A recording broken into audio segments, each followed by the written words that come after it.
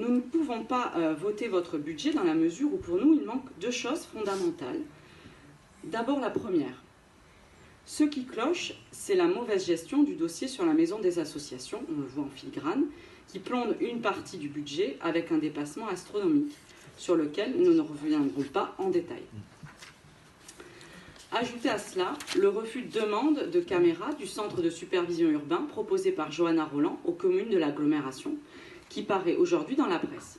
Évidemment, nous ne sommes pas des fanatiques de caméras, mais ce type d'outil participe dans tout.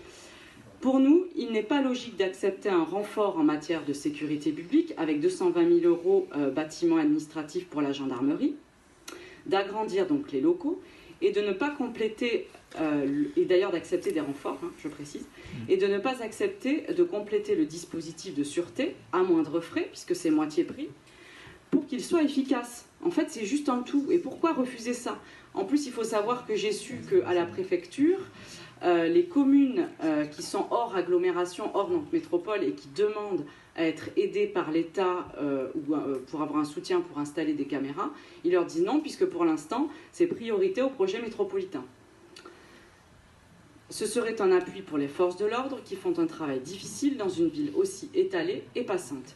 Il est clair aussi que les délinquants sont d'autant plus attirés par des villes qui ont refusé d'en installer que celles qui en mettent, surtout avec les accès au tramway. C'est comme reconnaître qu'il y ait un problème, mais pour des raisons idéologiques, voire politiques, on se refuse à compléter le package au détriment des habitants qui souffrent. Et ça, nous ne pouvons le cautionner par un vote. Je vous remercie.